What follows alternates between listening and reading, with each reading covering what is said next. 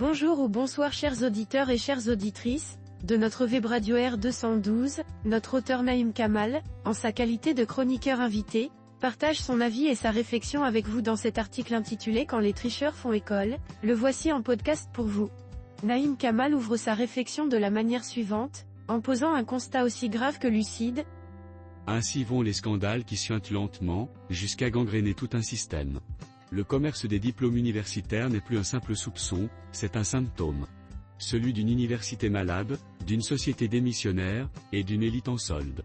Il enchaîne en dressant un tableau sombre de l'université, autrefois lieu de savoir, aujourd'hui défiguré. Dans un pays où l'école publique a déjà du mal à convaincre, l'université était censée rester le sanctuaire ultime. Elle prend aujourd'hui de plus en plus les aspects d'une zone franche pour faussaires, plagiat et doctorat en toc. Naïm Kamal poursuit son analyse avec une interrogation lourde de sens, soulignant la profondeur de la crise. On ne sait plus si, dans le cas d'Agadir, le plus grave c'est l'existence d'un faussaire, ou le coup de grâce porté à l'idée même que l'on pouvait encore espérer de l'école marocaine. Il insiste sur l'ampleur du phénomène, qui dépasse le simple cas isolé pour devenir un mal systémique ainsi. Beaucoup pour ne pas dire tous pensent que cette affaire n'est que la partie émergée d'un iceberg immense. Le chroniqueur approfondit sa réflexion en exposant les rouages d'un système corrompu, bien huilé et profondément enraciné de cette manière. Ce professeur, présumé marchand de diplômes, n'a pas agi seul. Il est le produit d'un écosystème, petite complicité, grand silence, réseautage indécent, syndicats qui défendent l'indéfendable, étudiants résignés, ministère muet. Et pendant que la farce se joue, on continue à diplômer l'incompétence en série, qui marque déjà, enseignants, élus ou experts d'aujourd'hui et de demain. Les écuries d'Augias. Naïm Kamal met l'accent sur les conséquences structurelles et dangereusement durables de cette tricherie généralisée. Le danger n'est pas seulement moral, il est structurel. Car ceux qui achètent leur place aujourd'hui décideront demain de celle des autres.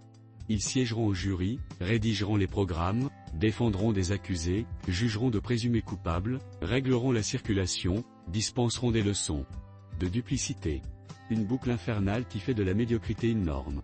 L'auteur enrichit sa critique en soulignant la perte de confiance généralisée au sein de la société. La société, elle, finit par ne plus croire en rien, ni au concours, ni à la justice, ni à l'effort.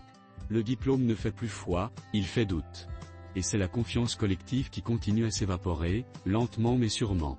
Naïm Kamal ouvre une porte sur l'espoir, tout en soulignant la difficulté de la tâche à accomplir. Il n'est jamais trop tard pour agir.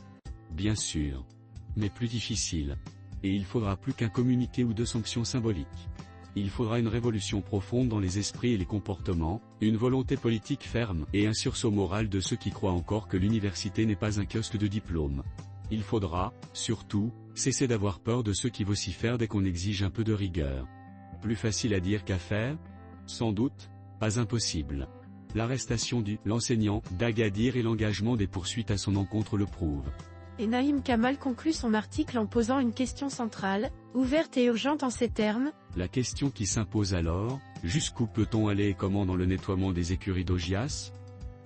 Chers auditeurs de la web radio R212, merci d'avoir été à l'écoute de ce podcast, et de partager avec nous ce moment d'échange et de découverte. Votre présence et votre fidélité sont notre plus belle récompense. On se dit à très bientôt, si vous le voulez bien. Avec toute notre gratitude, l'équipe de R212.